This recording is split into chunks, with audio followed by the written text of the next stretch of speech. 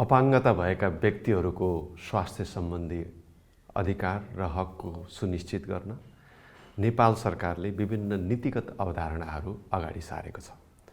ती नीतिहरूको कार्यान्वयन पक्ष, त्यसको संरचनागत पक्षहरू र त्यसका परिणामहरू कस्तो हासिल गर्न सकेका छौँ र आगामी दिनमा अझ यो सीमान्तकृत र बहिष्कृत रूपमा रहिरहेको अपाङ्गता भएका व्यक्तिहरूको स्वास्थ्य अधिकारलाई सुनिश्चित गर्नको लागि के गरिनुपर्छ भन्ने अवधारणामा आज विज्ञहरू र जानकारहरू बीच हामी यो छलफल कार्यक्रम सञ्चालन गर्दैछौँ। यो छलफलमा सहभागी हुनुहुन्छ डाक्टर किरण रूपाखेतीज्यू। म यहाँलाई स्वागत गर्न चाहन्छु। राष्ट्रिय योजना आयोगको सामाजिक विकास तथा सुशासन महाशाखामा कार्यरत हुनुहुन्छ, जसले महिला, बालबालिका, ज्येष्ठ नागरिक लगायत अपाङ्गता भएका व्यक्तिहरूको विषयमा योजना तर्जुमामा मुख्य भूमिका खेलिराख्नु भएको छ। यहाँलाई पुनः स्वागत गर्न चाहन्छु। त्यस्तै गरी हुनुहुन्छ दीपक सापकोटा, कार्यकारी निर्देशक, करुणा फाउन्डेसन नेपाल। विगत लामो समयदेखि सामाजिक अभियन्ताको रूपमा गैर सरकारी क्षेत्रमा महिला तथा बालबालिका र अपाङ्गता भएका व्यक्तिहरूको अधिकारको सुनिश्चित गर्ने क्रममा काम गरिराख्नु भएको छ। म दीपक सरलाई हार्दिक स्वागत गर्न चाहन्छु। त्यस्तै गरेर डाक्टर गुणनिधि शर्मा विगत लामो समयदेखि स्वास्थ्य क्षेत्रमा सक्रिय रहेर हाल स्वास्थ्य तथा जनसङ्ख्या मन्त्रालयको नीति योजना तथा अनुगमन महाशाखामा रहेर स्वास्थ्य क्षेत्रमा तय गरिने विभिन्न नीति र कार्यक्रमहरू तर्जुमा गर्दै आउनुभएको छ। म उहाँलाई फेरि स्वागत गर्न चाहन्छु। यस्तै गरेर हामीसँग हुनुहुन्छ सरिता लामिछाने, संस्थापक प्रयत्न नेपाल, र उहाँ यौङ्गिक तथा लैङ्गिक क्षेत्रमा विगत 5 वर्षदेखि आफ्ना आवाजहरू उठाउँदै आउनुभएको छ। अपाङ्गता भएका व्यक्तिहरूको अधिकारको विषयमा उहाँले आफ्नो कलमहरू चलाउनु भएको छ, भोलिहरू अगाडि सारिराख्नु भएको छ। म सरिता लामिछानेजीलाई पुनः स्वागत गर्न चाहन्छु। अब यो छलफलको कुरालाई अगाडि बढाउँ। आज मैले अघि नै निवेदन गरेँ, विशेष गरेर अपाङ्गता भएका व्यक्तिहरूको अधिकारलाई सुनिश्चित गर्नको लागि नेपाल सरकारले लिएका नीतिगत अवधारणाहरू कस्ता छन्। म पहिलो प्रश्न डाक्टर किरण रूपाखेतीजीलाई राख्न चाहन्छु। यहाँ राष्ट्रिय योजना आयोगमा बसेर देशको योजनाको तर्जुमा पनि गरिरहनु भएको छ। त्यसमा पनि विशेष गरेर सामाजिक तथा सुशासन महाशाखामा बसेर महिला, बालबालिका, ज्येष्ठ नागरिक लगायत सीमान्तकृत र बहिष्कृतमा परेका वर्गहरूको विषयमा योजनाहरू तर्जुमा गर्नुभएको छ। यो गरिरहँदाखेरि अपाङ्गता भएको व्यक्तिहरूको अधिकारलाई सुनिश्चित गर्ने क्रममा राज्यले कस्ता खालका नीतिगत अवधारणाहरू अगाडि सारेको छ, यसमा अलिकति विवेचना गरिदिनुहुन्छ। हस्, धन्यवाद यो अवसरको लागि। र यो जुन विषयमा हामी प्रवेश गर्न लागिरहेका छौँ यो अति महत्त्वपूर्ण छ र नेपालको संविधानमा पनि विशेषतः समावेशिताका कुराहरू र पिछडिएका वर्ग, जाति, समुदायको उत्थानको लागि व्यवस्थाहरू गरिएका छन्। त्यसै अनुरूप एउटा वर्ग जसलाई हामीले विकासको मूलधारमा ल्याउनुपर्छ त्यो अपाङ्गता भएका व्यक्तिहरू हुन्। त्यसमा पनि अपाङ्गता भएका महिलाहरूको विषयमा पनि हामीले प्राथमिकता दिनुपर्ने आवश्यकता छ। मैले केही संवैधानिक व्यवस्था र केही ऐनका व्यवस्था र केही कार्यक्रमहरूको बारेमा छोटकरीमा भन्छु। नेपालको संविधानले मौलिक हकको रूपमा महिलाको हक अन्तर्गत प्रत्येक महिलालाई सुरक्षित मातृत्व र प्रजनन स्वास्थ्य सम्बन्धी हकको व्यवस्था गरेको छ। त्यस्तै यहाँलाई म के जानकारी गराउँ भने अपाङ्गता सम्बन्धी ऐन 2074 छ। त्यसमा पनि अपाङ्गता भएका व्यक्तिलाई परिवार, संरक्षक वा अन्य व्यक्तिबाट हुने हरेक किसिमका अमानवीय, अपमानजनक व्यवहार, शारीरिक वा मानसिक हिंसा, लैङ्गिक हिंसा, घरेलु हिंसा, यौनजन्य दुर्व्यवहार र शोषण विरुद्ध संरक्षण प्राप्त गर्ने हक हुनेछ भनिएको छ। र त्योभन्दा अलिकति अगाडि बढेर जाने हो भने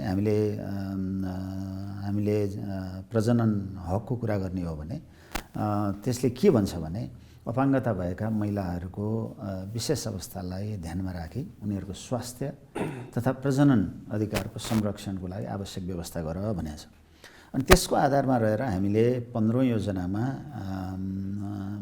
स्वास्थ्य सम्बन्धी परीक्षित हेर्ने हो भने त्यहाँ प्रष्ट रूपमा राज्यले प्रदान गर्ने सेवा र सुविधा, स्पेसली स्वास्थ्य सम्बन्धी सेवा र सुविधाहरूमा यस्ता वर्गलाई प्राथमिकता दिनुपर्छ भनेर प्रष्ट रूपमा उल्लेख गरिएको छ। राष्ट्रिय स्वास्थ्य नीतिले पनि त्यही नै भनेको छ। तर अपाङ्गता भएका व्यक्तिहरूको हकमा बोलेको छ, महिलाको हकमा पनि बोलेको छ। तर कतिपय सवालहरूमा हामीले अपाङ्गता भएका महिलाहरूको विषयमा कम बोलेको र त्यसमाथि पनि प्रजनन अधिकार, स्वास्थ्य तथा प्रजनन अधिकारको बारेमा अलिकति कम प्राथमिकता परेको जस्तो हामीलाई फिल हुन्छ। यस सम्बन्धमा चाहिँ कार्ययोजना पनि अहिले बनिरहेको छ मन्त्रालयबाट। त्यहाँ त्यो कार्ययोजना जुन बन्दैछ त्यसमा पनि अपाङ्गता भएका महिलाहरू लगायत सबै अपाङ्गता भएका व्यक्तिहरूलाई प्रजनन स्वास्थ्यमा समान पहुँच पुर्याउने भन्ने किसिमका व्यवस्थाहरू उल्लेख गरिएको छ। यसमा मैले सरलाई अलिकति थप जानकारी राख्न चाहेँ। यहाँले यो नीतिगत अवधारणा विभिन्न ऐनमा समेटिएका कुराहरूलाई राखिरहँदाखेरि नेपाल सरकारले अपाङ्गताको विषयमा अपाङ्गता भएका व्यक्तिहरूलाई मूल समावेशीकरणको अवधारणा अनुसार विभिन्न नीति निर्माणमा पनि त्यही तरिकाले सक्रिय सहभागिता गराइरहेको अवस्था छ कि छैन? हजुर, अब समयको अन्तरालमा हिजोको तुलना गर्ने हो भने, आज तुलना गर्ने हो भने निश्चय पनि केही प्रगतिहरू भएका छन्। नेपाल सरकार र अपाङ्गता भएका व्यक्तिहरूको विभिन्न सम्बद्ध संस्थाहरू, तिनका सञ्जालहरूसँगको सहकार्य चाहिँ नेपाल सरकारसँग भइरहेको छ र अपाङ्गता सम्बन्धी अधिकार ऐनले परिकल्पना गरेका विभिन्न समितिहरूमा पनि अपाङ्गता भएका व्यक्तिहरूको प्रतिनिधित्व, संस्थाको प्रतिनिधित्व हुने व्यवस्था छ। त्यति मात्रै होइन डाक्टर साहब, मैले एउटा कुरा के पनि भन्न चाहेँ भने नेपाल सरकारले अपाङ्गता भएका क्षेत्रमा काम गरिरहेका सङ्घ संस्थाहरूलाई सङ्घीय तहमा पनि र स्थानीय तहबाट जाने गरेर पनि केही सहयोगहरू सशर्त अनुदानको रूपमा उपलब्ध गराइरहेको छ र त्यो सहयोग भनेको जनचेतना जगाउने कामहरूमा र अपाङ्गता भएका व्यक्तिहरूको पुनर्स्थापना लगायतका कामहरूमा त्यस्ता सहयोगहरू अहिले उपलब्ध भइरहेका छन्, दिइरहेको व्यवस्था छ। तथापि हामीले गर्नुपर्ने कामहरू अझै पनि धेरै छन्। हजुर, हुन्छ, म किरण सरसँग फेरि आउँछु। म डाक्टर गुणेन्द्री शर्मासँग जान चाहेँ। किरण सरले अघि भन्नुभयो राज्यले विभिन्न किसिमका नीतिहरू, ऐनहरू, कानुनहरू तर्जुमा गरेर अपाङ्गता भएका व्यक्तिहरूको अधिकारलाई सुनिश्चित गर्ने प्रयत्न गरेको छ। त्यसमा एक किसिमको समावेशी अवधारणालाई लागू गरिएको छ भनेर राख्नुभयो। अब यो स्वास्थ्य क्षेत्रको विषयमा कुरा गर्दाखेरि विगत लामो समयसम्म सीमान्तकृत र बहिष्कृत भएर रहेको समूह अपाङ्गता भएका व्यक्तिहरूको समूह भनेर विभिन्न तथ्यहरूले उजागर गरेको पाइन्छ, जसमा स्वास्थ्य सेवाको पहुँच, त्यसमा पनि यौन तथा प्रजनन स्वास्थ्य सेवामा अपाङ्गता भएको व्यक्तिहरूको पहुँचको विषयमा साह्रै नै सीमितताहरू छन् भनेर विभिन्न तथ्यहरूले, प्रमाणहरूले देखाएको पाइन्छ। यहाँ स्वास्थ्य तथा जनसङ्ख्या मन्त्रालयमा बसेर नीति निर्माण तहमा र कार्यक्रमको बाँडफाँड गर्ने तहमा बसिरहँदाखेरि स्वास्थ्य तथा जनसङ्ख्या मन्त्रालयले अपाङ्गता भएका व्यक्तिहरूको स्वास्थ्य सेवामा सुनिश्चित पहुँच, गुणस्तरीय स्वास्थ्य सेवामा पहुँचलाई सुनिश्चित गर्नको लागि कस्तो खालको नीतिगत र कार्यक्रम विशेष अवधारणाहरू अगाडि ल्याएको छ, अलिकति प्रकाश पार्दैन? म अलिकति किरण सरले नै भन्नुभएको कुरालाई जोड्दै भन्न चाहेँ। समयको अन्तरालमा सम्भवतः हामीले चाहिँ बहिष्कृत समूह भन्ने शब्दको प्रयोग अब बिस्तारै कम गर्दै जानुपर्छ होला, किनभने संविधानले कसैलाई बहिष्कृत गरेको छैन। अब नीतिगत व्यवस्थाहरू, रणनीतिगत व्यवस्थाहरूलाई हेर्दै जाने हो भने सबैलाई समेटेर जाने हाम्रो संवैधानिक व्यवस्था, कानुनी व्यवस्था छ। तर अब कार्यान्वयनको पक्षलाई हेर्ने हो भने हजुरले भन्नुभए जस्तै थुप्रै समस्या र चुनौतीहरू छन्। ती समस्या र चुनौतीहरूलाई स्वास्थ्य तथा जनसङ्ख्या मन्त्रालय, नेपाल सरकार त्यसलाई अवगत गर्दै, त्यसलाई मूल्याङ्कन गर्दै, त्यसका आधारमा हाम्रो चाहिँ राष्ट्रिय स्वास्थ्य नीति त्यसै गरी 15औं योजनाको सामाजिक क्षेत्र अन्तर्गत चाहिँ हाम्रो चाहिँ सब सेक्टर पर्छ स्वास्थ्य तथा पोषण। यी योजनाहरू चाहिँ बन्दै गएका छन्। तर हामीले फेरि सेवाग्राही जहाँ पुग्नुहुन्छ त्यो ठाउँमा हेर्ने हो भने त्यो ठाउँमा हजुरले भनेका थुप्रै समस्याहरू चाहिँ अहिले पनि छन्। तर ती समस्यालाई समाधान गर्ने गरी स्वास्थ्य तथा जनसङ्ख्या मन्त्रालय त्यसमा अवेर छ र त्यस कसरी सर्वव्यापी पहुँच सिर्जना गर्ने भन्ने सम्बन्धमा पनि त्यसमा अवेर छ र त्यसको आधारमा जति हाम्रा चाहिँ विद्यमान संवैधानिक व्यवस्था, कानुनी व्यवस्था, नीतिगत व्यवस्था छन् त्यसलाई कार्यान्वयनको क्रममा छ भन्दा हुन्छ। जस्तै हामीले सङ्घीयता पश्चात नै स्वास्थ्य सेवा विभागमा अपङ्गता सम्बन्धीको एउटा युनिट, एउटा सेक्सनको रूपमा पनि हामीले चाहिँ स्थापना गरेका छौँ, जसले सम्पूर्ण अपङ्गता सम्बन्धी, डिसेबिलिटी प्रिभेन्सन सम्बन्धी र अपङ्गता भएका व्यक्तिहरूको स्वास्थ्य सम्बन्धी अधिकार, प्रजनन सम्बन्धी अधिकार लगायतका विषयहरूमा पनि छलफल गर्न सक्ने र त्यसका आधारमा कार्यक्रमहरू बनाएर कार्यान्वयन गर्ने गरी चाहिँ एउटा युनिट तयार भएको छ। त्यसै गरी विभिन्न गैर सरकारी संस्थाहरूसँग त्यसै गरी चाहिँ अब अपङ्गता भएका व्यक्तिहरूका सङ्गठनहरूसँग सहकार्य गर्दै पनि हामी अगाडि बढेका छौँ र हाम्रा हरेक स्वास्थ्य संस्थाहरू त्यो चाहिँ हाम्रो आधारभूत स्वास्थ्य सेवा केन्द्रदेखि लिएर विशिष्टकृत सेवा, अति विशिष्टकृत सेवा प्रदान गर्ने स्वास्थ्य संस्थाहरू अपङ्गता मैत्री हुनुपर्छ भन्ने कुरा हामीले विभिन्न कार्यक्रमहरूमा, रणनीतिहरूमा चाहिँ उल्लेख गरेका छौँ। हुन्छ डाक्टर साहब, म यो नीतिगत अवधारणा र हाम्रा स्वास्थ्य सेवाहरू अपाङ्ग मैत्री हुनुपर्छ, तिनीहरूलाई अझै गुणस्तरीय र त्यो समूहको पहुँचमा पुर्याउनको लागि अझै विशेष खालका व्यवस्थाहरू गरिनुपर्छ भन्ने विषयमा फेरि हामी कस्तो व्यवस्था भनेर छलफल गरौँला।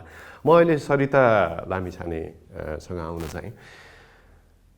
आफूले जुन अहिलेसम्म काम गरिरहँदाखेरि अपाङ्गता भएका व्यक्तिहरू र उहाँहरूको अधिकार, आफ्नो अधिकारलाई सुरक्षित गर्ने क्रममा विभिन्न ठाउँहरूमा कलम चलाउनु भएको छ, विभिन्न क्षेत्रहरूमा बोल्नु भएको छ। अब यो विशेष गरेर स्वास्थ्य क्षेत्रमा अपाङ्गता भएका व्यक्तिहरूको पहुँच, नीति निर्माणमा पहुँच, त्यसपछि स्रोतको बाँडफाँडमा पहुँच, त्यसपछि कार्यान्वयनमा कसरी यसलाई गुणस्तरीय र सुदृढ गर्ने भन्नेमा चाहिँ अपाङ्गता भएका व्यक्तिहरूको पहुँच, यसलाई समावेशीकरणको सिद्धान्त अनुसार कस्तो रहेको पाउनु भएको छ? हस्, धन्यवाद अवसरको लागि। सर्वप्रथम त नीति निर्माणकै पहुँचको बाटो जाउँ। त्यसलाई हेर्दा चाहिँ जस्तै अघि पनि सरहरूबाट आइसक्यो, सुरक्षित मातृत्व तथा प्रजनन स्वास्थ्य अधिकार ऐन जुन हाम्रो आयो 2076मा, त्यो ऐनमा पनि अपाङ्गता भएका व्यक्तिहरूको लागि भनेर एउटा च्याप्टर चाहिँ, च्याप्टर भन्दा पनि एउटा पोइन्टले चाहिँ अपाङ्गता भएका व्यक्तिहरूको यौन तथा प्रजनन स्वास्थ्य अधिकारलाई चाहिँ सुनिश्चित गरिनेछ महिलाहरूको भनेर लेखेको छ। त्यो हेर्दा त्यो बनाउने प्रक्रियामा चाहिँ जस्तै जुन ऐनको बेलामा जुन नियमित रूपमा फिडब्याक बनाउने प्रक्रियामा अपाङ्गता भएका व्यक्तिहरूको सहभागिता देखिएको थियो, तथापि नियमावलीको प्रक्रियामा त्यो सहभागिता हुन सकेन। नियमावलीमा चाहिँ जति ऐनले सुनिश्चित गरेका कुराहरू पनि नियमावलीमा चाहिँ अझै पनि आउन सकेको स्थिति छैन। नीतिगत हिसाबले गर्दा अरू भाका नीतिहरूतिर म गएन। अर्को पहुँचयुक्तताको सवालले हेर्दा पहिलाको तुलनामा हेर्ने हो भने चाहिँ नेपाल सरकारले जब हामीसँग भौतिक जुन निर्माणसँग पूर्वाधार सम्बन्धी आचार संहिता आयो ऐन 2069मा, त्यसपछि चाहिँ सम्पूर्ण संरचनाहरू अपाङ्गता मैत्री हुनुपर्नेछ भनेर बोलिसकेपछि र जुन नेपाल सरकार अपाङ्गता भएका व्यक्तिहरूको अधिकार सम्बन्धी महासन्धि UNCRPDको चाहिँ पक्ष राष्ट्र भएर जब अनुमोदन भएर लागू भइसकेको परिप्रेक्ष्यमा चाहिँ ती अधिकारहरू केही हदसम्म चाहिँ सुनिश्चितताको दिशातिर चाहिँ गइराखेको छ र जुन नीतिगत तहमा अपाङ्गता भएका व्यक्तिहरूको सहभागिताको छँदै छैन भन्नु मिल्दैन, केही सुरुवात भएको छ। तथापि पहुँचयुक्ततालाई हेर्ने हो भने चाहिँ हाम्रा अझै पनि धेरै स्वास्थ्य सङ्घ संस्थाहरूमा पहुँचयुक्त संरचना भइसकेको छैन र हामी माझ एउटा अलिकति ग्याप चाहिँ के पनि देखेको छ भने हामीले पहुँचयुक्तता भनिसकेपछि चाहिँ र्याम्प निर्माण गर्नुलाई सँग मात्र भौतिक जुन पूर्वाधारहरू छ त्योसँग मात्रै जोडिएको स्थिति पाइन्छ। तथापि पहुँचयुक्तताले जुन जति पनि हुने डकुमेन्टहरूको पहुँचयुक्तता हुनसक्छ। हाम्रो स्वास्थ्य मन्त्रालयदेखि लिएर विभिन्न स्वास्थ्यसँग सम्बन्धित विभिन्न निकायहरूको वेबसाइटहरू वेब एक्सेसिबिलिटी गाइडलाइन अनुसार बन्नुपर्ने कुराहरू हुनसक्छ। जति पनि प्रदान गरिने सूचनाहरू नेपालीमा प्रदान गरिने सूचनाहरू युनिकोडमा अथवा इजी टु रिड फर्म्याट सहजता साथ पढ्न सकिने ढाँचामा हुनुपर्ने कुराहरू जति पहुँचयुक्तताका कुराहरू। त्यस्तै गरेर हामीले पोस्टरहरू स्वास्थ्यको म्याक्सिमम हामीले स्वास्थ्यमा प्रयोग गर्दाखेरि पोस्टरहरू प्रयोग गर्ने गर्छौँ।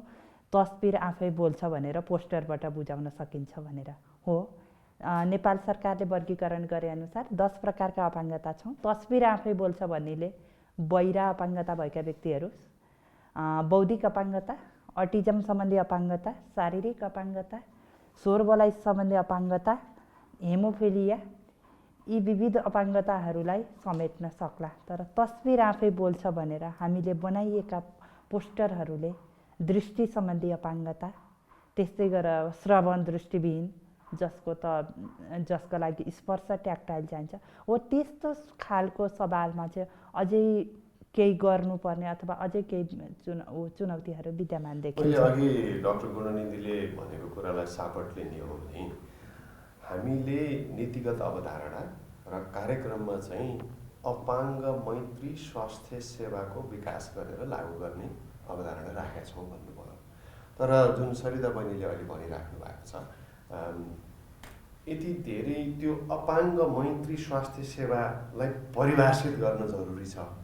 विभिन्न 10 प्रकारको अपाङ्गता जुन यहाँले अहिले राख्नुभयो त्यो अनुसार अहिलेको स्वास्थ्य सेवाले हामीलाई एकदमै कम प्रतिशत मात्रै समेट्न सक्छ। त्यो अपाङ्ग मैत्री आफैमा छैन है भन्न खोजिराख्नु भएको हो। अपाङ्गता मैत्री हुनलाई प्रयासरत छ। संविधानमा अपाङ्गता मैत्री जुन नीति तथा कार्यक्रमहरूमा अपाङ्गता मैत्री संरचना व्यवस्था गरिनेछ भनेर लेखिएको छ।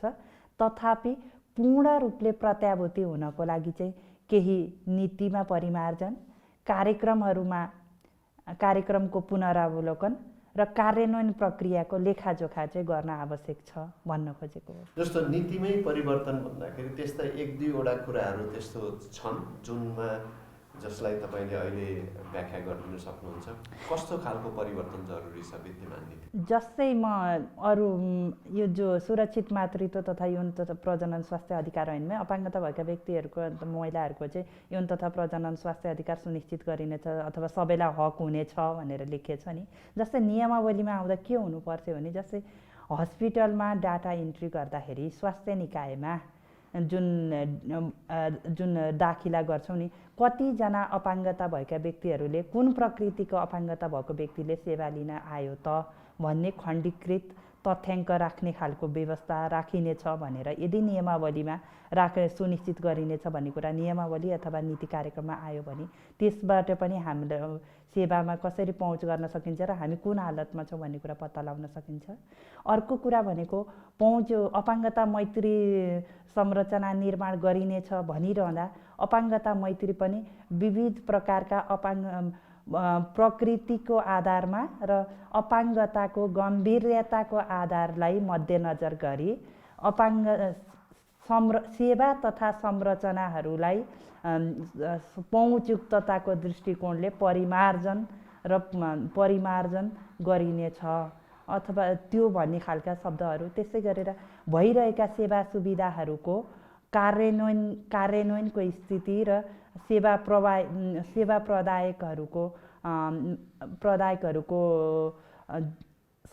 कार्यान्वयनको स्थिति र सेवा प्रदायकहरूको सेवा प्रदानमा रहेको विद्यमान अवस्थाको चाहिँ समय समयमा परीक्षण गरिनेछ, पहुँचयुक्तता परीक्षण गर्न सकिनेछ भनेर यस्ता खालका कार्यक्रमहरू पनि हामीले नीति कार्यक्रममा माथि ऐनमै गर्नु परेन, हाम्रा बन्ने आवधिक योजनाहरूमा र कार्यक्रमहरूमा यी खालका कुराहरूलाई समायोजन गरियो भने पनि अवश्य नै अपाङ्गता मैत्री भनेर जुन राखिएको हामीले बनाएको नीतिलाई हामीले नै कार्यान्वयन गर्न चाहिँ सहजता हुन सक्छ। राम्रो विषयको उठान गर्नुभएको छ। विशेष गरेर म यो खण्डीकृत तथ्याङ्क र त्यसले निर्णय प्रक्रियामा कस्तो खालको प्रभाव पार्न सक्छ, नीतिगत अवधारणाहरूमा हाम्रो खण्डीकृत तथ्याङ्कहरूको अभाव भएको बेला हामी कसरी यसलाई अब अगाडि बढाउन सक्छौँ भन्ने विषयमा फेरि पनि लगायत अरू विषयमा पनि म चर्चा गर्न फेरि फर्किनेछु।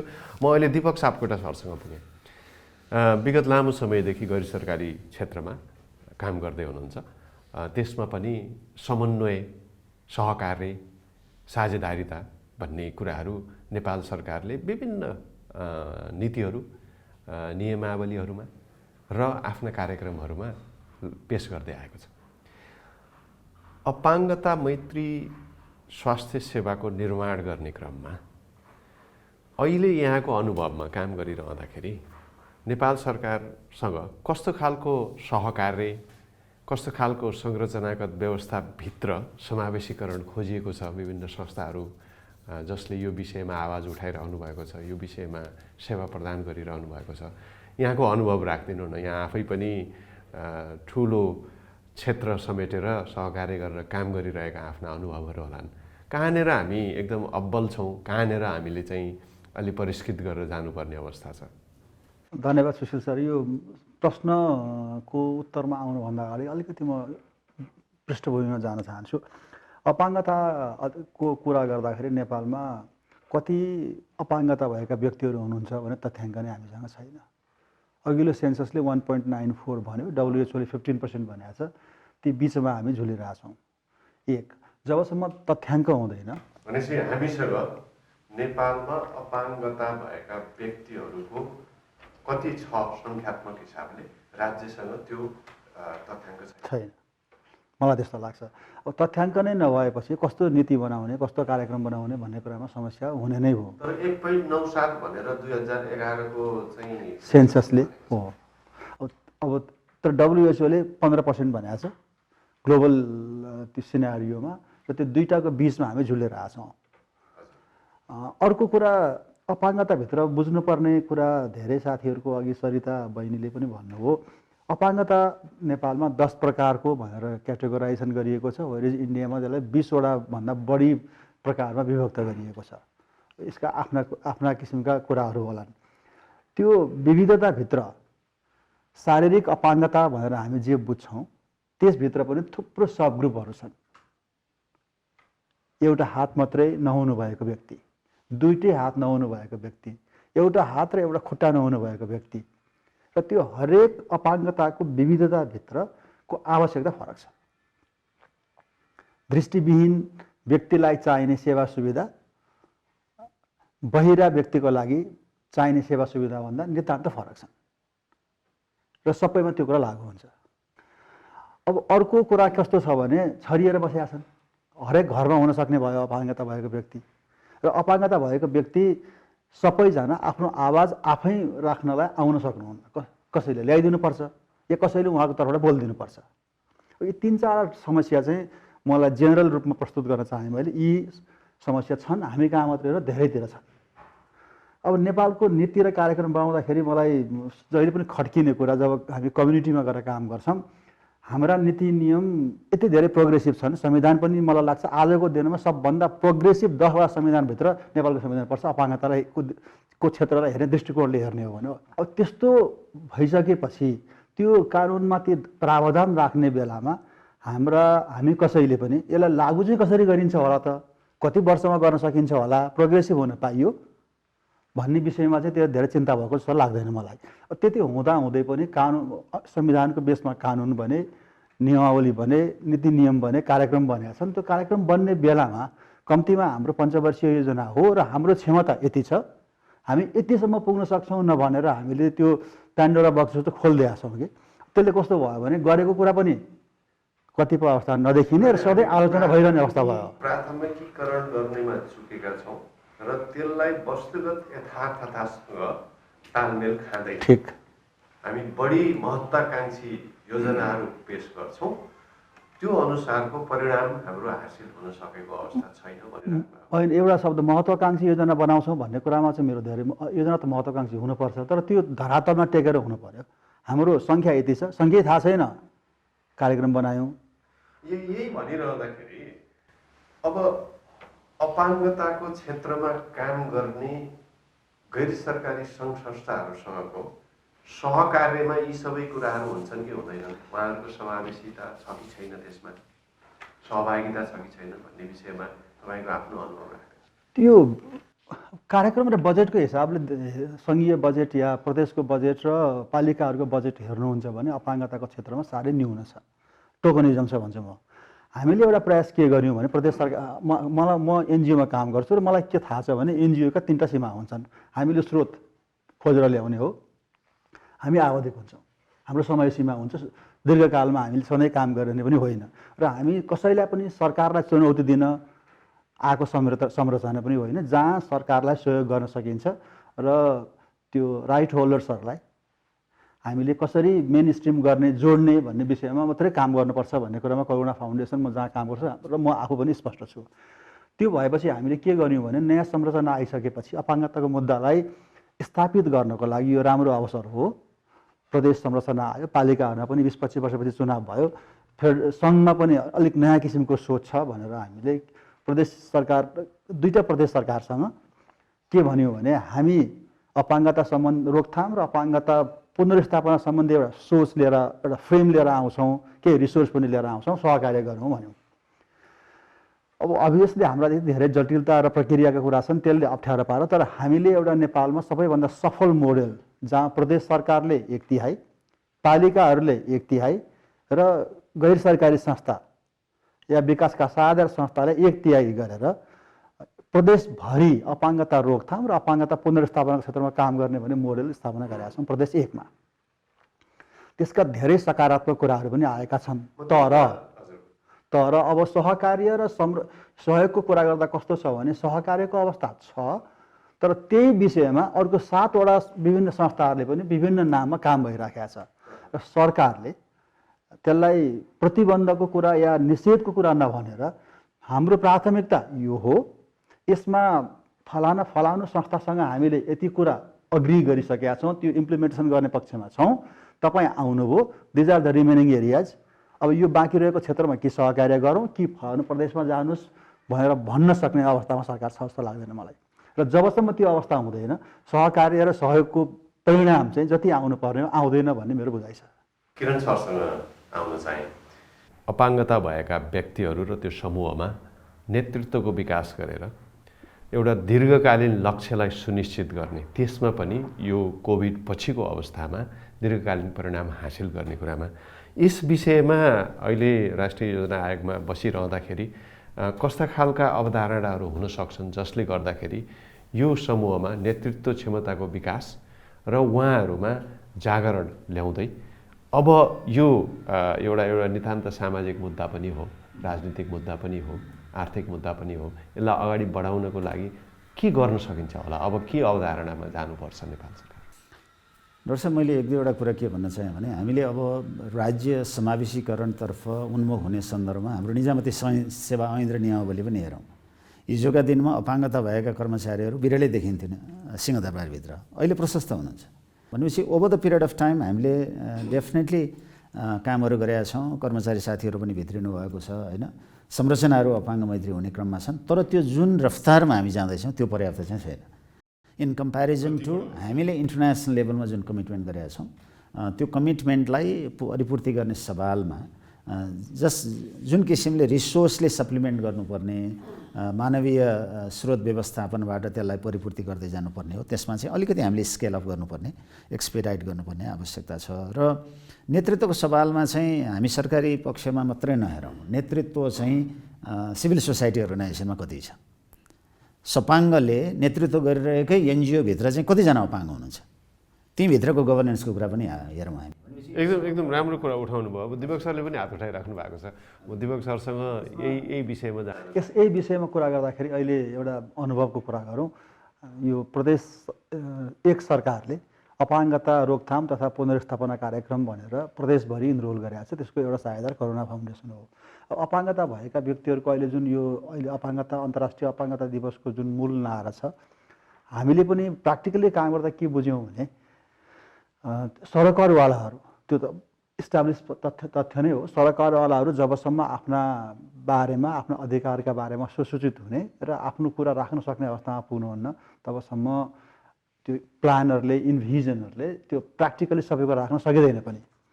त्यो कुरालाई ध्यानमा राखेर हामीले अहिले हरेक वडामा अपाङ्गता भएका व्यक्तिहरूको समूह संस्था बनेको छ लुज फर्मेटमा। यो अहिले अपाङ्गता रोकथाम तथा पुनर्स्थापना कार्यक्रमले अपाङ्गता भएका व्यक्तिको सम्पूर्ण तथ्याङ्क सङ्कलन गरेको छ, इन्डिभिजुअल प्रोफाइल बनाएको छ। आजको दिनमा 7वटा जिल्लामा 25,000 अपाङ्गता भएका व्यक्तिको प्रोफाइल पालिका तहमा छ, प्रदेश 1 का 7वटा जिल्लामा। र उहाँहरू भएको हरेक वडामा अपाङ्गता भएका व्यक्तिहरूको समूह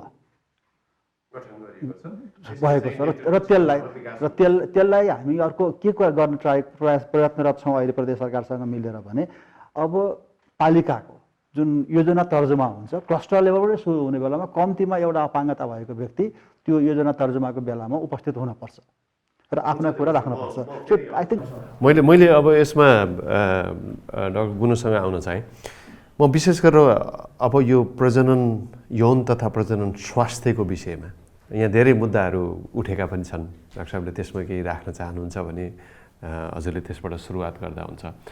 तर मैले अहिले हेरिरहँदाखेरि हामी कोभिड-19 को विश्वव्यापी महामारीसँग जुधिरहेका छौँ विगत 2 वर्षदेखि। अझै कति समय जुझ्नुपर्ने हो थाहा छैन।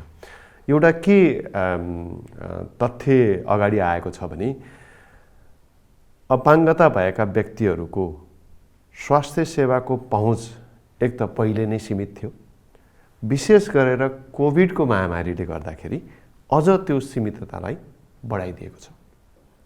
त्यसमा पनि प्रजनन यौन तथा प्रजनन जन्य स्वास्थ्यहरू चाहिँ हाम्रो सामाजिक र सांस्कृतिक हिसाबले पनि कम छलफलमा कम बहसमा ल्याइने विषयहरू हुन्। यसका आफ्नै समुदायमा व्याप्त अवधारणाहरू छन्। त्यो अवधारणाले गर्दाखेरि अपाङ्गता भएका व्यक्तिहरूको प्रजनन स्वास्थ्य सम्बन्धीको अधिकारलाई साह्रै नै सीमिततामा पारेको छ। त्यसमा पनि कोभिडले झन् ऊर्जा थपेको छ भन्ने देखिन्छ। यो विषयमा एकदमै सुरुवातीका दिनदेखि नै कोभिडसँग यहाँ लड्ने क्रममा नीतिगत काम गर्नुभयो। के छ यो विषयमा चाहिँ अब हामी के गरेर जानुपर्छ, यो सीमितताहरू के हुन् र यसलाई अगाडि कसरी सम्बोधन गर्न सकिन्छ? धन्यवाद सर। योभन्दा अगाडि पनि सरहरूले धेरै कुराहरू राखिसक्नु भएको छ। हजुरले ठ्याक्कै यो कोभिड महाव्याधिसँग जोडेर भन्नुभयो। हाम्रो अनुभव चाहिँ के छ भने योभन्दा अगाडि पनि विपदहरू हामीले भोगेका छौँ, झेलेका छौँ। विपदहरूमा अपाङ्गता भएका व्यक्ति लगायत जो सीमान्तकृत व्यक्तिहरू अलिकति पहुँचबाट टाढा हुन सक्ने, अलिकति ती समस्याहरू हुन सक्छन् भनेर हामीले पहिले नै पूर्व अनुमान गर्न सक्छौँ र हामीले 2015 को चाहिँ अर्थक्वेकमा पनि यी अनुभवहरू हामीले हासिल गरेका थियौँ। त्यसैले अहिलेको यो कोभिड महामारीमा अपाङ्गता भएका व्यक्तिहरूलाई स्वास्थ्यमा कसरी पहुँच वृद्धि गर्ने भन्ने सम्बन्धमा हामीले थुप्रै खालका हाम्रा गाइडलाइनहरू मार्फत निर्देशिकाहरू मार्फत त्यसलाई एड्रेस गर्ने प्रयास चाहिँ गरेका छौँ।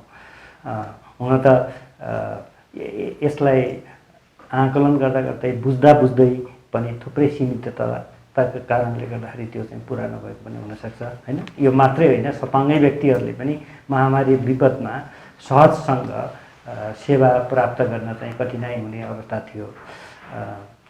तर पनि अब यो कस्तो छ भने अहिले हामी धेरै कुरा नीतिगत कुरा गऱ्यौँ, कानुनी कुरा गऱ्यौँ, तर कार्यक्रमगत कुरा गर्दाखेरि जस्तै हामीले खण्डीकृत सूचनाको कुरा गऱ्यौँ। खण्डीकृत सूचना जब हामीसँग प्रशस्त मात्रामा छ भने कहाँ के सहयोग गर्ने भनेर त्यसरी कार्यक्रमहरू सिधै ल्याउन पनि सक्थ्यौँ होला। तर अहिले भएको अब अहिले जति सूचना छ त्यो सूचनाकै आधारमा पनि हामी त गर्ने प्रयास चाहिँ गर्नुपर्ने हुन्छ। अहिले हामीले जुन हाम्रो चाहिँ नियमित सूचना प्रणाली छ स्वास्थ्यमा, यो एकीकृत स्वास्थ्य सूचना व्यवस्थापन प्रणालीमा पनि अपाङ्गता भएका व्यक्तिहरूको सूचना यथेष्ट रूपमा सङ्कलन भइरहेको छैन भन्ने कुराहरू उठ्यो। त्यो त्यसमा यस्तो छ, केही हदसम्म चाहिँ अब हामीले सेन्ससलाई मान्नु पऱ्यो। सेन्सस हाम्रो सबभन्दा ठुलो तथ्याङ्क हो, त्यसलाई मान्नुपर्ने हुन्छ। अब अर्को सेन्सस आउँछ, त्यो हरेक सेन्ससहरू इम्प्रुभ हुँदै गएका छन्, त्यसमा थप सूचनाहरू पनि सङ्कलन गर्दै गइएको छ।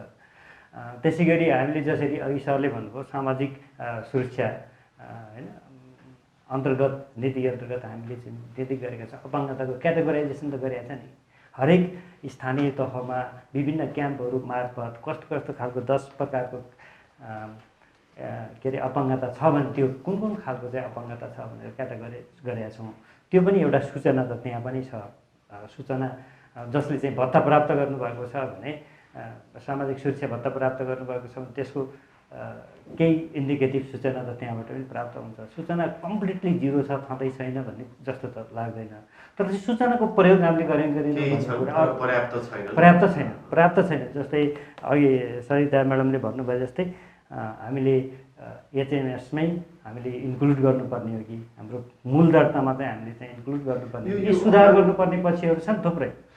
डिसइन्टिग्रेटेड भयो भने हामीलाई यस्तै महामारी विपदहरूमा पनि स्पेसिफिक इन्टरभेन्सनहरू गर्न कुन एरियामा के गर्ने भन्ने कुरा चाहिँ हामीलाई सजिलो हुन्छ। अदरवाइज हामी कस्तो हुन्छ भने ब्ल्याङ्केटमा जान्छौँ, कुन ठाउँमा कुन भूगोलमा कुन स्वास्थ्य संस्थामा कस्तो प्रकारको डिसेबिलिटी फ्रेन्डली बनाउनु पर्ने भन्ने कुरा त त्यहाँको तथ्य तथ्याङ्क हामीसँग खण्डकृत तथ्य तथ्याङ्क भयो भने सजिलो हुन्छ।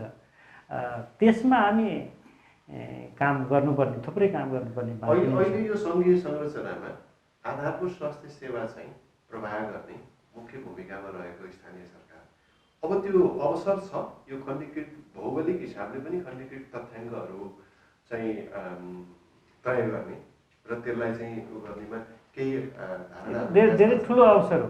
हरेक वडाको एउटा वडा अध्यक्षले मात्र लिडरसिप लियो भने त्यहाँको आफ्नो सेन्सस राख्न सक्छ। त्यो त यति राम्रो सेन्सस बन्दै जान्छ, यस्तो डाटा प्रोफाइल बन्दै त्योतिर केही कामहरू भएका छन्। कतिपय स्थानीय तहहरूमा भएका छन् होइन। जस्तै सरले भन्नुभयो प्रदेश 1 मा पनि त्यस्तो प्रोफाइलिङ गर्ने काम भइरहेको छ होइन। कतिपय स्थानीय तहहरूमा त्यस खालको चाहिँ अलिक अवेरनेस चाहिँ कम हो, किन विकासको अरू क्षेत्रमा बढी ध्यान भएको हामीले सबैले महसुस गरेको हो। सामाजिक क्षेत्रमा अलिक कम भएको पनि देखेका छौँ। तर त्यहाँको तथ्य तथ्याङ्क सङ्कलन गर्न त धेरै गाह्रो चाहिँ विषय होइन, किनभने हामीसँग 761वटा सरकार छन्, झन्डै 6743 होला होइन सर वडाहरू छन्। हरेक वडा स्तरबाटै हामी चाहिँ सूचनाको सङ्कलन गरेर त्यही नै प्रयोग गर्दाखेरि पनि त्यसले ल्याउने परिणाम चाहिँ अति प्रभावकारी। राष्ट्रिय स्तरमा त्यो सूचनालाई हामीले राष्ट्रिय कार्यक्रममा चाहिँ प्रयोग गर्न सक्छौँ राष्ट्रिय स्तरमा। तर चाहिँ अझै फोकस गरेर टार्गेटेड इन्टरभेन्सन गर्ने भने त स्थानीय तहमा सङ्कलन गरेको सूचना स्थानीय तहमा प्रयोग गर्न सक्छ। हुन्छ सर, म फेरि एकचोटि पछाडि आउँछु यहाँसँग। मैले अब आफै पनि सेवा लिन जानु भएको छ सरितामा, स्वास्थ्य सेवाको एउटा प्रयोगकर्ता पनि हो तपाईँ। त्यो लगायत अन्य यौनजन्य परिवार नियोजनका सेवाहरू, प्रजनन स्वास्थ्य सम्बन्धी सेवाहरू पनि यहाँले आफूले आफ्नो आवश्यकता अनुसार प्रयोग गर्दै आउनुभएको होला। कस्तो अनुभव छ तपाईँको यो सेवाहरू लिन सरकारी स्वास्थ्य सेवामा जाँदाखेरि? सरकारी र गैर सरकारी दुईटै जोडेँ होइन, किनभने नितान्त सरकारसँगै आबद्धता भइसकेपछि अवश्य नै भूमिका गैर सरकारको नै हुन्छ होइन। सरकारी निकायहरूमा केही सरकारी निकायहरूमा सचेतना आएको छ भन्नाले छँदैछन् भन्दा पनि केही सुरुवात भएको छ। जस्तै वीर हस्पिटलमा जाँदाखेरि जुन कतिपय निःशुल्क स्वास्थ्य सेवाहरूको क्षेत्रमा पनि सुविधाहरू दिने भनेर क्लेम गर्न पाइयो भने 1-2 जना हाम्रो अपाङ्गता भएका साथीहरूले त्यो रिपोर्ट पनि गर्नुभएको छ होइन। त्यस्तै गरेर अलिकति चुनौतीका अलिकति त्यो पनि छ, तर तथापि केही सीमितता पनि छन्। जस्तै एउटा चाहिँ के छ भने हाम्रो स्वास्थ्य निकायहरूमा, कुनै पनि स्वास्थ्य निकायहरूमा साङ्केतिक भाषाको दोभाषीको व्यवस्था छैन। साङ्केतिक भाषाको दोभाषीको व्यवस्था नहुँदा चाहिँ एकजना, अब धेरै अगाडिको एउटा केस थियो, बहिरा दम्पति जानुभयो हस्पिटल, उहाँहरू गर्भपतन गराउन जानुभएको थियो 3 महिनाको। डक्टरले, स्वास्थ्यकर्मीले उहाँले गरेको सङ्केत बुझ्नु भएन, उहाँले आइरन चक्की दिएर पठाउनु भयो। त्यसपछि बहिरा दम्पतिले त्यो मिसक्यारेज हुने औषधि हो, एबर्सन हुने औषधि भनेर खाँदै जानुभयो। त्यसपछि बच्चा जन्मियो। भन्न खोजेको सञ्चारमा जुन अवरोध भयो, साङ्केतिक भाषाको दोभाषीको व्यवस्था नहुनाले त्यो खालको अझै पनि सीमितता छ।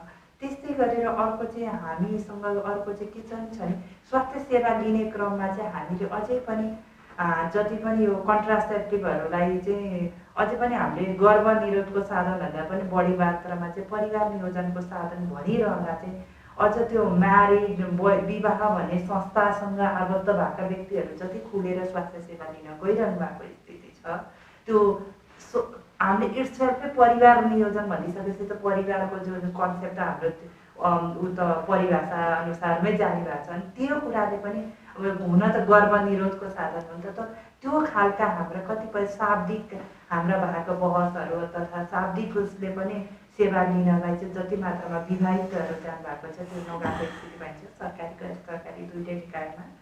अर्को भनेको ऱ्याम्पको बनाउने अथवा त्यो सुरुवातहरू होला, तर अनि दृष्टि सम्बन्धी अपाङ्गता भएको व्यक्ति गयो भने त्यहाँ गएर टिकट लिने कहाँ के भनेर केही, जस्तै गोर्खा हस्पिटलले सुरुवात भएको छ, 1-2टा मैले थाहा भएको मलाई जानकारी आएको चाहिँ, जस्तै अडियोमा त्यहाँ बजिरहन्छ यहाँनिर यो सेवा लिन पाइन्छ भनेर, यसरी जानु यति नम्बर कोठामा यो सुविधा भनेर अडियोमा बजिरहने अथवा त्यो सूचना दिने सुरुवात चाहिँ गोर्खा हस्पिटलले गर्नुभएको छ भन्ने सुनेको छ। त्यो खालको प्रयासहरू भएको छ। तथापि त्यसलाई चाहिँ मेबी काठमाडौँमै रहेका केन्द्रीय सङ्घीय अस्पतालहरूले पनि त्यसलाई चाहिँ फलो गर्नुपर्ने हो कि भनेको, जस्तै अपाङ्गताको विविधतालाई मध्यनजर गरेर। अनि अर्को पक्ष चाहिँ के पनि देखिन्छ भने लेबर बेडहरू, यौन तथा प्रजनन स्वास्थ्य सेवामा जोड्दा चाहिँ लेबर बेडहरू चाहिँ व्हिलचेयर प्रयोगकर्ता महिलाहरू यदि गर्भवती भएर पछि डेलिभरी गराउन आउनुहुँदा चाहिँ त्यो बेलामा लेबर बेडहरू एकदम अलिकति पहुँचयुक्त छैन, व्हिलचेयरकै महिलाहरू सहजै जानुपर्ने। र अर्को कुरा चाहिँ जुन हेरिदिने त्यो अर्को चाहिँ स्वास्थ्य सेवा लिन जाने क्रममा पनि रिसेन्टली एकजना दृष्टि सम्बन्धी अपाङ्गता भएको गर्भवती महिलाले सेयर गर्नुभएको थियो।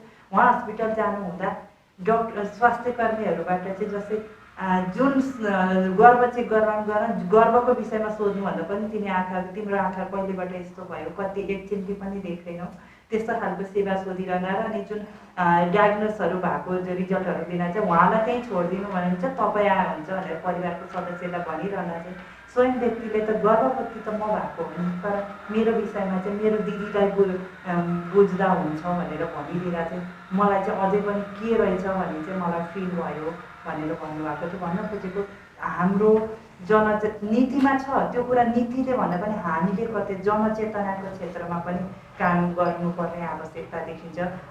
यसमा अहिले जुन यहाँहरूले आफूले काम गरिरहेको गैर सरकारी संस्थाहरू लगायत त्यस्तो समूहहरूको भूमिका कहाँनिर छ? किनभने मैले कसरी बुझेँ भने नीतिगत अवधारणामा हामीले केही उल्लेख्य कुराहरू राखेका छौँ, तर त्यसको कार्यान्वयन पक्षको सीमितताहरू, चाहे त्यो पूर्वाधारको होस्, चाहे त्यो स्वास्थ्य कर्मीहरूको आफ्नै क्षमताको कुरा होस्, अथवा अन्य सेवा सुविधाको हिसाबले हेर्दाखेरि चाहिँ हाम्रा स्वास्थ्य संस्थाहरू र प्रदान गरिने सेवाहरू आफैमा अपाङ्गता मैत्री नभएका छन्, उन्मुख छन्, तर अझै धेरै काम गर्न बाँकी छ।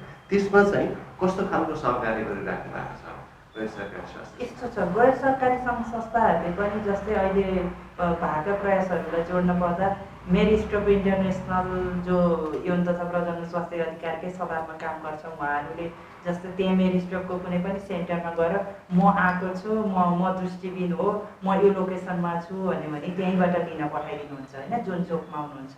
त्यो खालको प्रयासहरू भएको, तथापि सबै सेन्टरहरू सेकेन्ड फ्लोरमा भएर व्हिलचेयर प्रयोगकर्ताहरूकै एक्सेस छैन।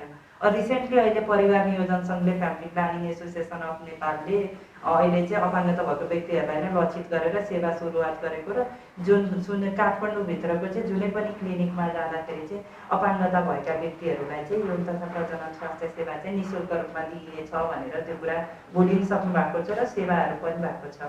र अन्य सङ्घ संस्थाहरू जो अपाङ्गता भएको व्यक्ति अलिकति जनचेतनाको उसमा चाहिँ छ। र एउटा मैले के ग्याप चाहिँ देख्छु भने ग्यापलाई पनि जोड्दा चाहिँ कार्य सहभागिता हुन्छ नि। जस्तै बेलामा चाहिँ हामीले जस्तै यो सक्रिय सहभागिता जुन 2 दिनकै प्रोग्राम आयोजना गर्यो भने त्यसमा अर्थपूर्ण सहभागिता जो पार्टिसिपेट हुनुहुन्छ त्यसले चाहिँ पुरै त्यो प्याकेजै बुझेर जाने हिसाबले सहभागिता हुन्छ कि हुँदैन। किनभने हाम्रो दोहोरो जिम्मेवारीले खिचिरहेको हुन्छ यता सेवा जुन प्रदायकहरूलाई सचेतना गराउने क्रममा चाहिँ उता सेवाको ग्राहीको भिड छ भनेर उहाँले सेवा दिने कि यता सचेतना हामीले कसरी काम गर्ने भने त्यो हिसाबमा नलेज दिने त भन्ने कुरामा पनि उहाँहरूको त्यो एकदम के इन्ट्रेस्ट छ। तर सेवाग्राहीको पनि भिड भएर लिन पाइरहनु भएको छैन। तथापि अब हामीले हेर्दा चाहिँ अहिले जुन सचेतनाहरू यसरी बोल्ने वकालतका कामहरूको चाहिँ भएको छ। अब चाहिँ सेवा प्रदायकहरूलाई नै अपाङ्गता मैत्री व्यवहार कसरी गर्ने, अपाङ्गता भनेको के हो, अपाङ्गतामा कसरी काम गर्ने भनेर स्वयं सेवा प्रदायकसँग नै अन्तर्क्रियात्मक कार्यक्रमहरू पनि गर्नु आवश्यक हो कि।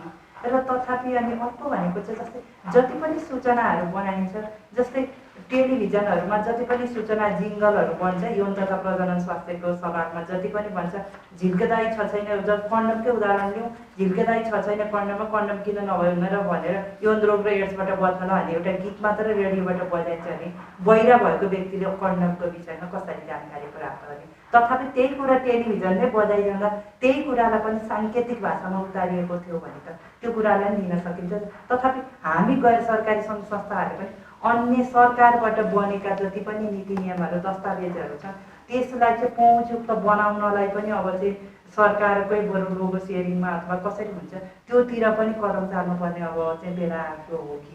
यसमा कोही कुरा एउटा भन्न चाहन्छु म, एकदमै त्यो व्यवहारिक कुरा गर्नुपर्छ सरिता बहिनीले। अब एउटा सानो समस्या चाहिँ कहाँ पर्दो रहेछ भने यो अवेरनेस जनचेतना वृद्धिका कुरा या एडिसनल कार्यक्रम सरकारी स्वास्थ्य सेवा संस्थाबाट प्रवाह गर्ने कुरामा चाहिँ यो त्यो स्वास्थ्य मन्त्रालयले नै नीति निर्देशनमा पारिदियो, परिपत्रमा पारिदियो भने चाहिँ लागू गर्न सजिलो हुँदो रहेछ। तेस्रो पार्टी गैर सरकारी संस्थाको रूपमा इभन सरकारसँग समन्वय गरेर गए पनि यो चाहिँ जहिले पनि एक्स्ट्रा प्रोग्राम, यो हाम्रो राष्ट्रिय उसमा चाहिँ परिपत्रमा काहीँ छैन भनेको जसले नियुक्ति गर्छ, जसले सरुवा गर्छ, जसले बढुवा गर्छ, जो मालिक हो, मालिक कहाँबाट गयो भने चाहिँ त्यो कुरा लागू हुने। अरू सहयोगी संस्थाहरू जाँदाखेरि चाहिँ यिनको आफ्नो काम हो, हामीलाई ल्याएर थुपाएर राखेका छन् भन्ने कुरा पनि हुँदो रहेछ। त्यस्तो लाग्छ। त्यसैले यसलाई एकीकृत अब कसरी एउटा बास्केटमै लिएर गएर नीति बनाउने भन्ने कुरा जरुरी छ। अब हामी यो अन्तर्राष्ट्रिय अपाङ्गता दिवसको अवसरमा हामी यो विचारहरू आदान प्रदान गरिरहेका छौँ। यो विचारहरू नीतिगत विषयहरू कस्ता छन्, यसका कार्यान्वयनका संरचनागत अवधारणाहरू कस्ता छन्, चुनौतीहरू कस्ता छन् र ती चुनौतीहरूलाई समाधान गर्नको लागि अब हामी कस्तो बाटो अगाल्नुपर्छ भन्ने विषयमा छलफल गरिरहेका छौँ। अब हामी भविष्यमा के गरिनुपर्छ?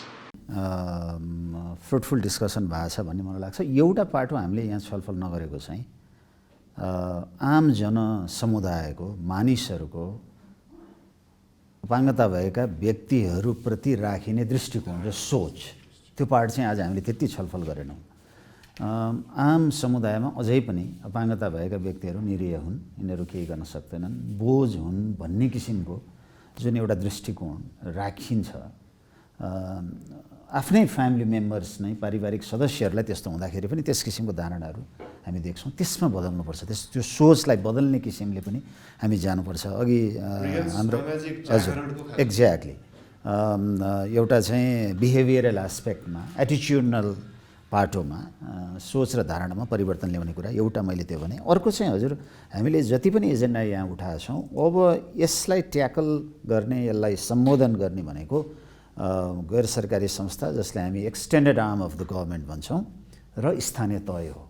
अधिकांश जिम्मेवारीहरू जुन एक्सनमा गएर गरिन्छ, कार्यान्वयनमा जाँदाखेरि गरिन्छ, त्यो स्थानीय तहबाट, स्थानीय सरकारबाट हुने भएको हुनाले त्यो माटो र बाटोको सोचबाट, बुलडोजर डेभलपमेन्ट भन्छौँ, त्योबाट अब यी मुद्दाहरूमा पनि लगानी गर्ने, पर्याप्त ध्यान दिने, आयोजनाहरू र विकासका प्रयासहरू गरिँदा यसलाई पनि सँगसँगै लिएर जाने, एकीकृत बनाएर लाने कुराहरूमा एकदमै हामीले ध्यान दिनुपर्छ। र गैर सरकारी संस्थाहरू, दीपक सर जस्तो र हाम्रो सरिता म्याम जस्ता व्यक्तिहरूले अब हाम्रा जनप्रतिनिधिहरूलाई, स्थानीय तहहरूलाई सचेत बनाउने काममा हामी पनि लाग्छौँ। सङ्घीय तहबाट पनि त्यस किसिमको दिशानिर्देशहरू गर्ने, सुझावहरू दिने काम त गरिराखेका छौँ। हजुरहरूले पनि त्यो गजगझाइराख्नुपर्छ भन्ने मलाई लाग्छ। र अल्टिमेटली दुईवटा पाटोमा हामीले आज छलफलको एउटा निचोड के हो भने, एउटा चाहिँ अपाङ्गता भएका व्यक्तिहरूलाई एक्सेस दिने कुरा, पहुँच दिने कुरा, त्यो पहुँच पुर्याउनको लागि भौतिक पूर्वाधारमा गरिनुपर्ने लगानीका कुराहरू र स्ट्यान्डर्ड र कोड बनाउन पर्ने कुराहरूमा राज्यले पनि बनाइदिनु पर्यो, सङ्घीय तहबाट, त्यस्तै प्रादेशिक तहबाट र स्थानीय तहहरूबाट पनि कार्यान्वयन गर्ने ती स्ट्यान्डर्डहरूलाई र नयाँ तर्जुमा गर्ने कुराहरूमा हामीले ध्यान दिनुपर्छ जस्तो लाग्छ। र एउटा लास्ट पोइन्ट भनेर मैले बिट मार्छु हजुर, हामीले योजना आयोगमा म काम गरिरहेको हिसाबले आगामी बन्ने योजनाहरूमा अपाङ्गतालाई सोलो डोलो भन्दा पनि कसरी हामी अझै स्पेसिफिक भएर अघि सुरुमा उठाएको जस्तै हामीले जुन सीमान्तकृत वर्गहरू, महिलाहरू, होइन, अपाङ्गताभित्र पनि महिला भएका, अपाङ्गताभित्र पनि जस्तो मानसिक अपाङ्गता भएका व्यक्तिहरू, होइन, अघि सरिता म्यामले भन्नुभएको जस्तै ती वर्गलाई पनि कसरी समेट्न सकिन्छ भनेर हामीले हेरौँ। हजुरहरूको सहयोग पनि हामीलाई प्राप्त होस्।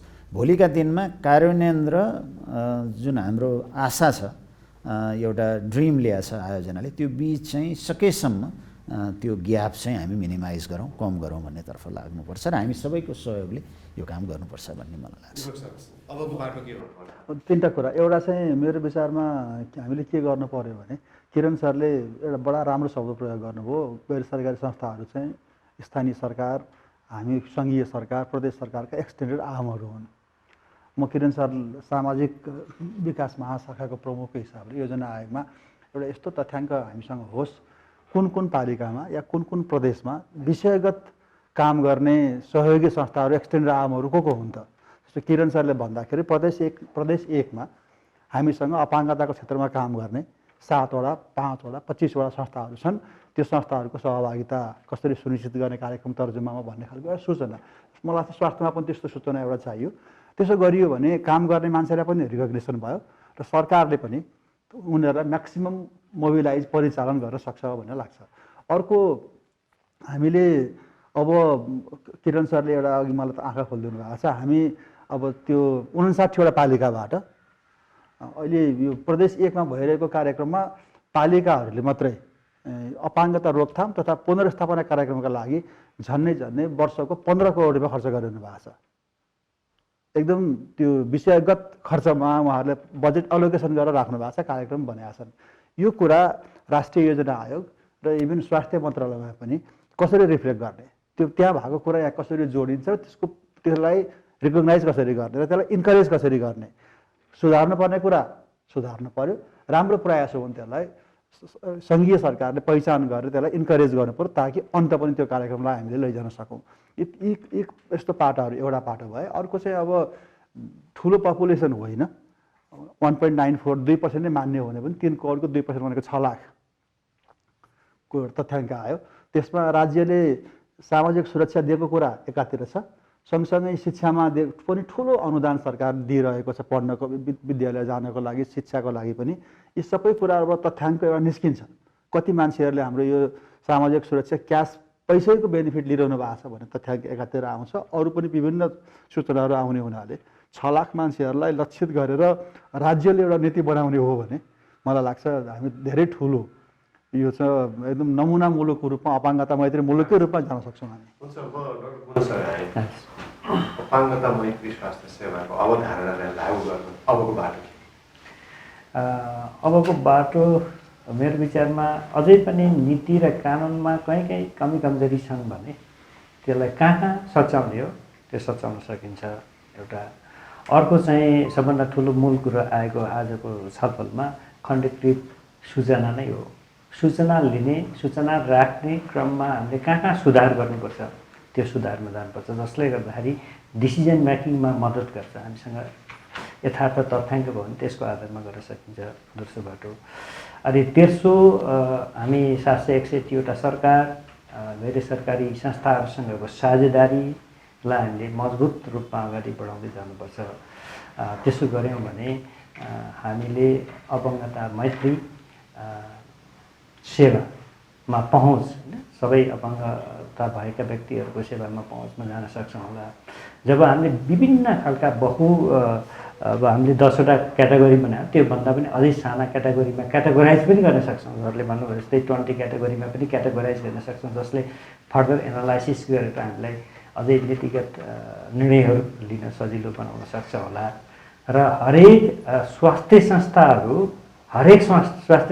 युनिभर्सल्ली डिसेबिलिटी फ्रेन्डली हुनुपर्छ। स्वास्थ्य संस्थाहरूमा चाहिँ अपङ्गता मैत्री भने के हो भनेर हामीले त्यसलाई व्याख्या गर्नुपर्ने हुन्छ। र एउटा काम के गर्न सकिन्छ भने हाम्रा धेरै पुराना स्वास्थ्य संस्थाहरू पनि छन्। ती स्वास्थ्य संस्थाहरूमा के कुराहरू चाहिँ डिसेबिलिटी फ्रेन्डली छैन, त्यसको हाम्रो एसेसमेन्ट चाहिन्छ जस्तो लाग्छ। नेसन वाइड हामीले एसेसमेन्ट गऱ्यौँ भने त्यो एसेसमेन्टबाट कहाँ सुधार गर्नुपर्ने रहेछ त भन्ने कुरा थाहा हुन्छ। जस्तै अब हामीले धेरैजसो फिजिकल डिसेबिलिटीको मात्रै फिजिकल एक्सेसको कुरा मात्रै गऱ्यौँ, त्यो बाहेक अरूको एक्सेस पनि त हामीलाई चाहिँदो रहेछ। जस्तै साङ्केतिक भाषाको कुरा हुनसक्छ होइन, अनि त्यसपछि अरू त्यस्तै सूचनाहरूका कुरा हुन्छन्। त्यसमा कहाँ हाम्रो कमीहरू छन् त्यसलाई चाहिँ एसेसमेन्ट गरेर जानुपर्छ जस्तो लाग्छ। समग्रमा हाम्रा नीति र कार्यक्रमहरू प्रगतिशील छन्, अपाङ्ग मैत्री छन्, तर कार्यान्वयनमा थुप्रै चुनौतीहरू छन्। त्यसलाई हामी चिर्दै जानुपर्छ। हुन्छ, म सरिता म्यामसँग आउन चाहे। गुणस्तरीय स्वास्थ्य सेवा, त्यसमा पनि यौन तथा प्रजनन स्वास्थ्य सेवामा अपाङ्गता भएका व्यक्तिहरूको पहुँच जुन अधिकार छ त्यसलाई सुनिश्चित गर्नको लागि बुदागत रूपमा अबको बाटो के हुन सक्छ? म बुदागत भन्छु। पहिलो कुरा त के हो भने अपाङ्गता भएका व्यक्तिहरूलाई अझै पनि मेडिकल क्षेत्रमा, चिकित्सा क्षेत्रमा चाहिँ पढ्नको लागि नै वञ्चित गरिन्छ। कतिजनाको त्यो छ, त्यो ठुलो भयो भने उहाँहरू नै त्यो क्षेत्रभित्र प्रवेश गर्न पाउनुहुन्छ। त्यसपछि अलिकति यो अपाङ्गता मैत्री सेवा दिने प्रक्रियामा त्यो कार्यान्वयनमा जति अहिले हामीले गरेको खाडलहरू छन् त्यो खाडलहरू पूर्ण सकिन्छ। चिकित्सा शिक्षामा अपाङ्गता भएका व्यक्तिहरूको पहुँचलाई अझ बढाउनु पर्यो। पहुँचलाई अझ होइन बढाउनु पर्यो, पहुँच सुनिश्चित गर्नु पर्यो भन्नु पर्यो। किनभने यसमा अझ नभनौँ त्यति मान्छे पढ्नै पाउनु भएको छैन। अझै पनि धेरै कलेजहरूमा चाहिँ इन्जेक्सनहरू दिन के गाह्रो हुन्छ भने त्यतिकै रोकेको छ। हो, भिजुअली इम्पेयर्डलाई गाह्रो हुन्छ, तर अपाङ्गताको विविधतालाई मध्यनजर गरेर त्यो कुरोलाई सुनिश्चित गरिनु पर्यो। दोस्रो पोइन्ट भनेको हरेक जुन सूचना प्रवाह गर्ने त हामी सबैले अहिले त विद्युतीय युगमा वेबसाइटबाट भयो, त्योहरू पहुँचयुक्त हुनु पर्यो। र एउटा अवसर पनि छ, यदि यो सुनिरहनु भएको अथवा जो पनि यदि कोहीले चाहिँ आफ्नो वेबसाइटको पहुँचयुक्तताको दृष्टिकोणले अडिट गराउन चाहन्छ, वी आर रेडी। किनभने हामीले प्रयत्नबाट अब 20वटा वेबसाइट र 10वटा एप्लिकेसनको चाहिँ अपाङ्गता मैत्रीको दृष्टिकोणबाट अडिट गर्दैछौँ। र त्यो विथ फिडब्याक कुन संस्थाकोमा के ग्याप रह्यो, सरकारी र गैर सरकारी भनेका छौँ। र जसले इन्ट्रेस्टेडहरूको त्यसरी आयो भने हामी जोबाट हाम्रो गरिदिनु भन्ने हामीलाई फर्स्ट प्रायोरिटीमा राख्छौँ है। त्यो पनि एउटा बाटो, त्यसले पनि सहजता गर्छ होला यो सेवा सूचना प्रवाहको बाटोमा बढ्ने। तेस्रो बाटो भनेको हामीले जति पनि तालिमहरू सञ्चालन गर्छौँ, लोकसेवा प्रवेशपछि जुन स्टाफ कलेजमा लगेर कर्मचारी प्रशिक्षण केन्द्रबाट स्वास्थ्य क्षेत्रमा प्रवेश गर्ने हाम्रा जुन जनशक्तिलाई दिने तालिममा अपाङ्गता भनेको के हो, अपाङ्गताको विविधतालाई कसरी वर्गीकरण गरिएको छ र विविधता अनुरूप कसरी काम गर्ने भनेर हाम्रो त्यो पाठ्यक्रममा तालिमको प्याकेजमा रिभाइज गरेर त्यो कन्टेन्ट राख्यौँ भने पनि सुरुवातमै केही नलेज लिएर जानुहुन्छ, त्यो पनि एउटा भयो।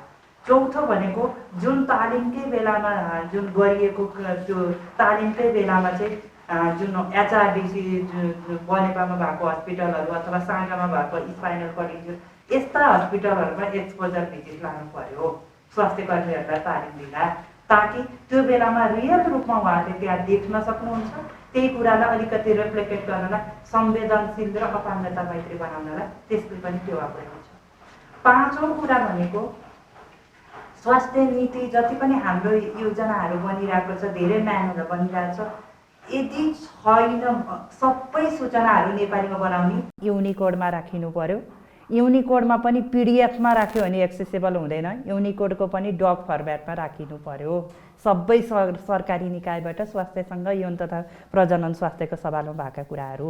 छैटौँ कुरा, पोस्टर बनाइन्छ भने पनि पोस्टरको पनि विथ अडियो डिस्क्रिप्सन अथवा क्याप्सनिङमा चाहिँ एक्सप्लेन हुनु पर्यो। सातौँ भनेको जति पनि यस्ता बहसहरू सञ्चालन गरिन्छ, जति पनि यो आम जनसमुदायसँग प्रवाह गरिने सूचनाहरू चाहिँ साङ्केतिक भाषा र विथ क्याप्सनमा विथ सब टाइटल पनि राखिन पर्यो, ताकि सबैको त्यसमा पहुँच सुनिश्चित हुनेछ। हस्, थ्याङ्क यू। हस्, धन्यवाद। हामी अन्तर्राष्ट्रिय अपाङ्गता दिवसको सन्दर्भमा जुन डिसेम्बर 3 मनाइने गरिन्छ, यस विषयमा हामीले विभिन्न क्षेत्रका विभिन्न सरकारवाला व्यक्तित्वहरूसँग, जानकारहरूसँग आज हामी यो छलफल आयोजना गऱ्यौँ। करुणा फाउन्डेसन नेपाल र हर्ड इन्टरनेसनलको संयुक्त प्रयासमा यो छलफल हामीले आयोजना गरेका छौँ। आज यो छलफललाई बिट मार्ने बेला भएको छ। धेरै मुद्दाहरू उठेका छन्, धेरै अवसरहरू खोजिएको छ यो छलफलको सन्दर्भमा। अब यो अवसरहरू, यहाँ अहिले व्यक्त भएका धारणाहरूलाई कसरी व्यवहारमा लागू गर्न सकिन्छ र हाम्रो स्वास्थ्य सेवामा अपाङ्गता मैत्री स्वास्थ्य सेवा निर्माण गरेर गुणस्तरीय स्वास्थ्य सेवाको प्रवाहसँगै स्वास्थ्यका आम आवश्यकताहरू, अपाङ्गता भएका व्यक्तिहरूको स्वास्थ्य आवश्यकतालाई पूर्ति गर्न सकिन्छ भन्नेमा अवश्य पनि यो छलफलले केही दिशानिर्देश गर्नेछ, केही परिणाम हासिल गर्नमा सहयोग गर्नेछ भन्ने विश्वास राख्दै म डाक्टर सुशील बराल यहाँहरूसँग बिदा लिन चाहन्छु र साथसाथै हाम्रो यस छलफल कार्यक्रममा आफ्नो अमूल्य समय र विचारको लागि यहाँहरू सबैलाई हार्दिक धन्यवाद दिन चाहन्छु। धन्यवाद, नमस्कार।